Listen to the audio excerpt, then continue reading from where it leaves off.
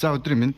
Тэгэхээр өнөөдөр миний 26 дахь өдөр буюу өнөөдрөөс эхлээд би арай өөр системтэйгээр одоо үлдсэн 25 хоногоо өнгөрүүлэе гэж бодож байгаа. Тэгээд тэрэн дээрээ тооцоолол гаргаж утсан. Дасгалын хуваар бол нэг хайхтар өөрчлөгдөхгүй.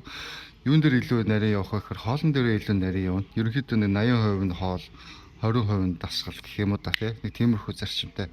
Тэгэхээр илүү амруугаа орж байгаа зүйлсүүд дээр анхаарад дасгалаа бол яг хийдгээрээ хийн. Гэхдээ яг төгсгөл рүүгээ нэг жоохон оролтоо одоо нэг 20-оор 4 ордог гэсэн бол нэг 25-аар 4 ч үт юм уу чадвал 30-аар 4 ч үт юм уу яг төгсгөл хэсэг рүүгээ сүүлийн нэг 5-аас 10 хоногт нэг тиймэрхүү өөрчлөлтүүдийг гаргах байх. Тэрнээс наана бол зүгээр хийдэг дасгалуудаа хийдгээрээ хийгээд хоолн дээрээ цэвэр ажиллаад явъя гэж бодож байна. Тэгэхээр миний өнгөрсөн 25 хоногийн үр дүн гэх юм бол яг бичлэгэн дээр бас давхар харуулчих тий. Гэхдээ хүн зүгээр яг ингээд юу ч хамаагүй идээд өдөр болгон дасгал хөдөлгөөн хийснээрээ ямархуу бас байж болд юм бэ гэдгийг сая үлдсэн өмнөх 25 хоногт одоо жишээ одоо өөрийнхөө бие дээр туршиж харлаа тий. Юу ч хамаагүй идсэн би бол одоо өдөрт бол маш их нүрс ус авдаг. Буюу бараг нэг идэхдээ нэг 2-5 хоол моол идчихдэг. Тэгэл гурил энтер бол ерөөсө хамаагүй. Дээрэс нь газтай ундаа маш их уудаг. Ерөнхийдөө тиймэрхүү байдалтай нөгөө халуун оронд ирээд сая нэг сар гарan байсан болохоор тэр чи эхлээд нөгөө бие организм энэ газар дасахын тулд гинт ингээ хүйтэн газраас ирсэн амар хэмжээний ингээд хөлсөөр энерги алдаад тэгээд тэрийг нөхөхийн тулд ингээд цаанаасаа шингийн юм их уусан, шингийн юм уухтай газтай юмнууд их хэрэглэлээ. Дээрэс нь өдөр болгон 30 минутгүйгээд бэлтгэл хийхээр маш их хөлсөөр маш их юм алдаад ийм цангаж байгаа юм шиг мэдрэмж төрн. Дээрээс нь цусан дах сахарын хэмжээ багасж байгаа юм уу? Ямар нэгэн байдлаар сахар миний бие амар их сахар нэгчсэн болохоор ороод маш их хэмжээний газтай ундаа уусан. Тэгээд тэрийгээ ерөнхийдөө ингээд хараад ажиглаад тиймэрхүү ерөнхийдөө хоолны одоо тий ямар ч хамаагүй хоолны хэрэглэж байгаагаа ерөнхийдөө анзаарсан. Гэхдээ яг энэ чигтээ энэ 25 хоногоо дуусгаад харин дараагийн 25 хоног дээр илүү одоо хүмүүсийн ярьдгаар эрүүл хоол идээд өөрийнхөө биеийн индексийг тодорхойлоод тиймэрхүү төлөвлөгөөтэй одоо үлцэн 25 хоногоо одоо явах гэж байна. Тэгээд ямар төлөвлөгөө гаргасан бэ гэхээр тэрийг бас та хэдэд сонирхол итэ. Тэгэхээр би бол одоо 35 настай. Тэгээ миний жим бол нэг 97 кг байгаа гэж бодож байна. Миний өндөр бол 180 см. Би бол Монголоос яг эрэхтэй би нэг 96-97 кг жинтэй л ирсэн байхгүй. Тэгээд энд ирээд яг нэг сар гарны дараа миний жим бол ерөөс огтхонч өөрчлөлтөө үүдэхдээ би маш их хийдсэн. Гэхдээ би маш их бэлтгэл хийсэн. Өдөр болгон гүйсэн одоо өөр хүмүүс баг ингэж бэлтгэл хийж гүөх юм бол нэлээд жин хаях баг. Гэхдээ би бол ерөөсөө хаяагүй. Ягаад гэвэл би амар хоолны туршилтай. Би Монгол дохтой бол 2 жигнөр бууз бол зүгээр үлэг хийдчихдэг. Нэг цовын араас нэг шүлтөө бол зүгээр үлэг хийдчихдэг. Ер нь бол маш сайн идэж ууштай тийм хүм. За тэгээд одоо үлцэн 25 хоног дээр яах гэдэг вэ гэхээр би миний жим бол 97 кг орчим байгаа гэж бодож байна. Би тэгэхээр жингээ үзэж чадаагүй. Өдөрхийн ийшээ нэг дэлгүүр яваад нэг дэлгүүрийн жин дээр очиж зогсоод үзчихье гэж бодож байна. Ийшээ ороод манай жим дотор жин ерөөсөө харагдахгүй байсан. За тэгээд би 97 кг жинтэй. За тэгээд миний зорилго бол ерөнхийдөө жоохон булчингийнхаа массыг аль болох бага алдаад тэгээд 87 кг буюу би 25 хоногийн дотор 10 кг хасах зорилго тавьсан. Би зорилгодоо хүрч чадах хэсгээ сайн мэдэхгүй. За тэгээд 25 хоногийн дотор би 10 кг хасмаар байна. Тэгээд яах вэ? Гэ тооцоол гаргаж үзсэн. 1 кг өөхийг шатахад ойролцоогоор надад 7700 ккал шатах хэрэгцээ байгаа. 10 кг хасахын тулд би 77000 ккал шатах хэрэгтэй. 25 хоногийн хугацаанд. За 25 хоногийн дотор хасахын тулд өдөрт би 3080 ккал илүүдэл ккал шатах хэрэгцээ надад гарч байгаа байхгүй. За суур бодисын солилцооны тооцоо буюу BMR тооцооллыг гаргаж үзсэн. Энэ доорх яаж бодсон томьёогоо би юун дээр оруулчих бодсон. За өдрийн нийт зарцуулалт нь буюу би өдөр болгон гүүн тэгээ фитнес хийдэгт бол фитнес хийдэг учраас энэ бол маш идэвхтэй гэсэн тооцоололоод бол маш идэвхтэй гэсэн үг. Би бол маш идэвхтэй амьдралтай гэсэн үг. Тэгэнгүүт за тэрийг ингээд бас доорх томьёогоор бодож үзсэн. За тэгээ өдөрт авах калори бол өдөрт би 3080 ккал шатаахын тулд тэр сая сүүл гаргасан энэ томьёололоосоо 3080 хасгаар энэ томьёогоор бодохоор болол тээ. Тэгээ энэ бол хитрхи баг. Ерөө би яг иймэрхүү ккал өдөр болгон авах юм бол миний бодис солилцоонд сөрөг нөлөө гарна. Би зүгээр л тэ ийм баг юм идээд би бол угаасаа амьдарч чадахгүй.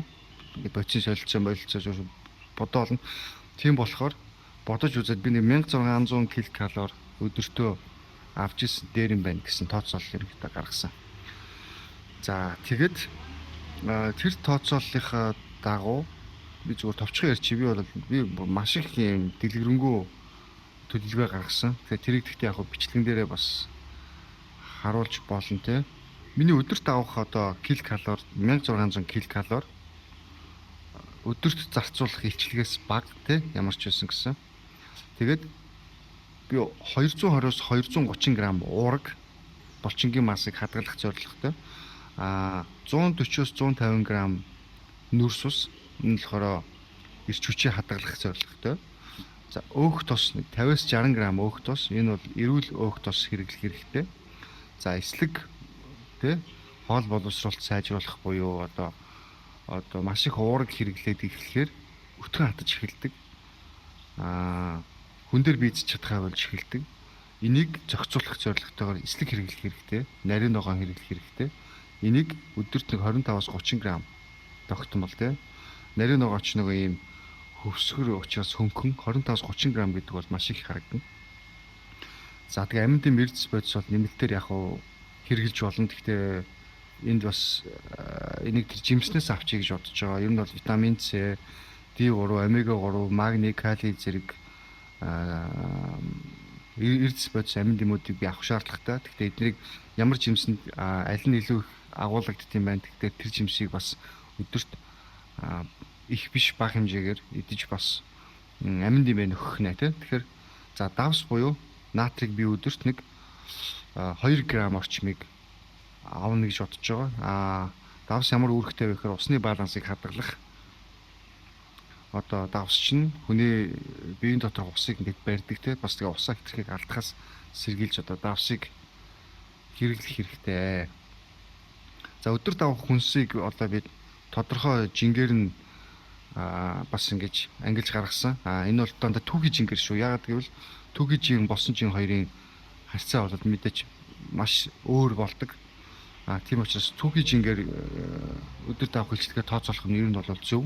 Энэ бүхэл юмн дээрээс их үсээ судалж үзсэн ч гэсэн түүхий жин гэж гарч ирж байгаа. Тэгэхээр би ер нь бол дахианы цээж махаар одоо явна цаашдаа. Би баг энэ дээрээ дандаа дахиад идсэн өчтөр нэг үхрийн махтай цовин барсаар гарны дараа нэг идлээ. Гэхдээ яг гадуур явахаар үхрийн мах идчихэж байгаа л да. Гэхдээ тэр нэг тийм сайн хоол болохгүй. За тэгээд дахианы цээж мах би өдөрт 400 г. Миний өдөрт авах дахианы цээж махны хэмжээ бол 400 г би дахианы цээж мах идэнэ. Би 50 г овёс тэгээд 300 г төмөс. Хэрвээ би будаа идэх юм бол нэг 140 г будаа идэн. Тэгэхээр төмөс будаа хоёрын харьцаа бол мэдээж шал өөр. За тэгээд брокколи идэж болно. Өндөгний цагаан ерөнхийдөө голцоо идэн. Өндөгний цагаан нэг 5 ширхэг орчим. За тэгээд оливын тос хэрэглүүл нэг 10 г, авокадо хэрэглүүл нэг 50 г, самар хэрэглүүл нэг 15 г. Тэгэхээр энэ тосыг бол аль нэгнээс нь аавд бүгднийг ерөөсөө хэрэглэж болохгүй.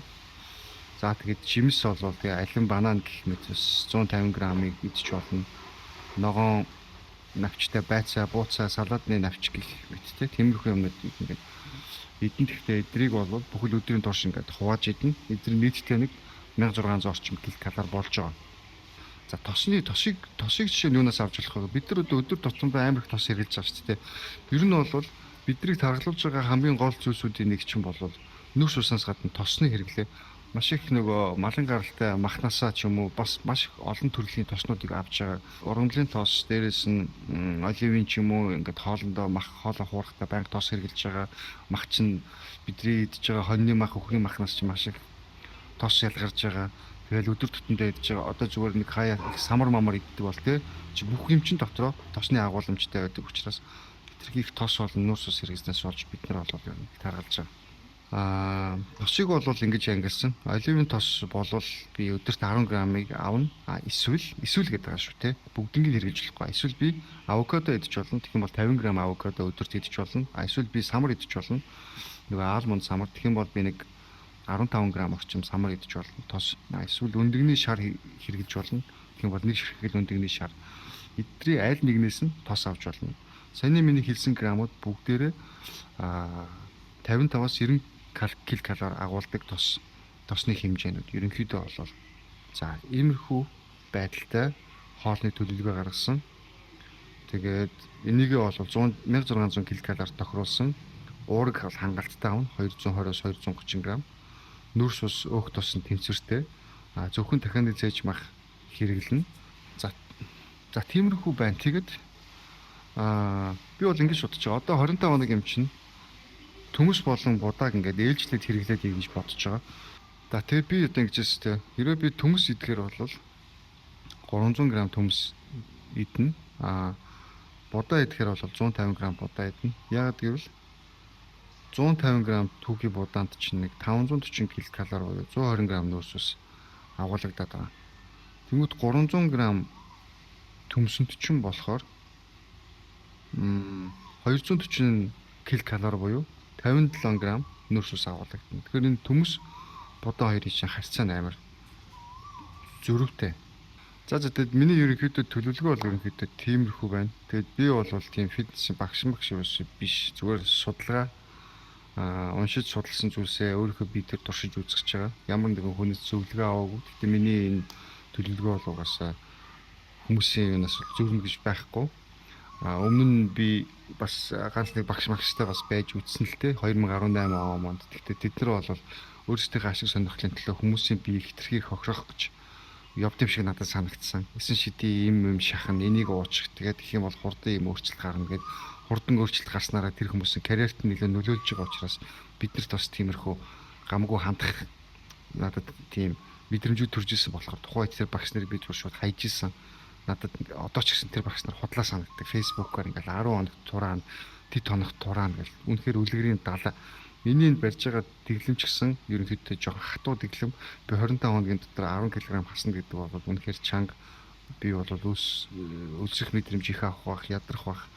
Тэгтээ зүгээр энэ нь би өөрийнхөө бие дээр гарч байгаа өөрчлөлт 10 кг хассны дараа баг багаар хоолоо буцаач нүүрс усаа тавиад баг багаар хоолоо тавиад ерөнхийдөө буцаагаад нэг ирлүү орохгүй нэг 80 хэд дээрээ барьчихсан төлөвлөгөөтэй байгаа. Уг нь би чинь ковидын өмнө нэг 85 кг-тай байдаг байсан.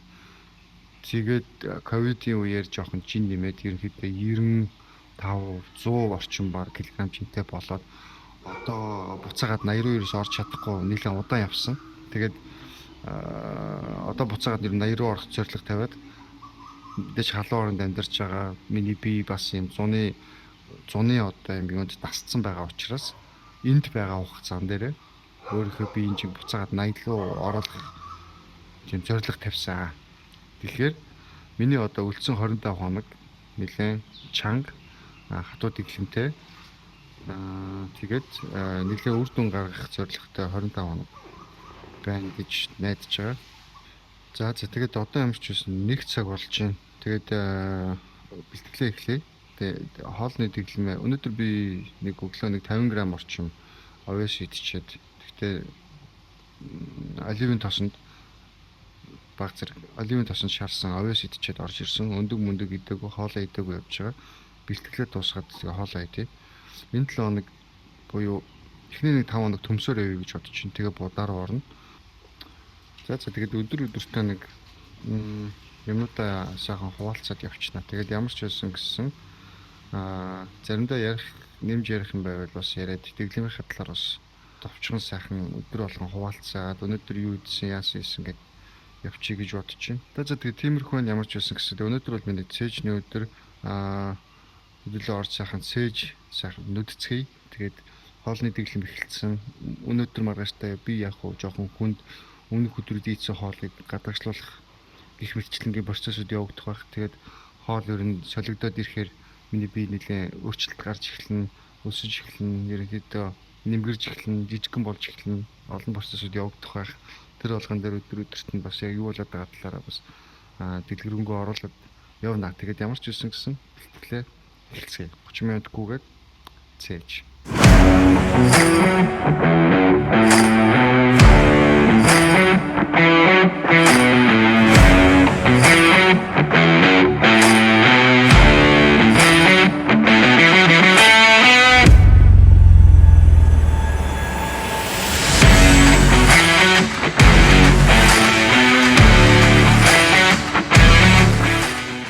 За тэгээд ямар ч байсан гэсэн орж ирээ цаг гүйчлээ.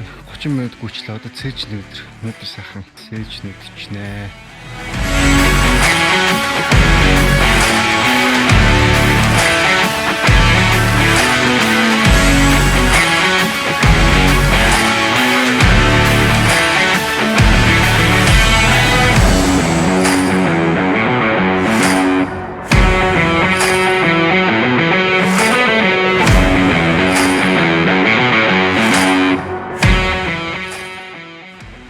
Сүүлийн 25 хоногт ч 6 цээж, 6 мөр, 6 нуруу, 6 хөлт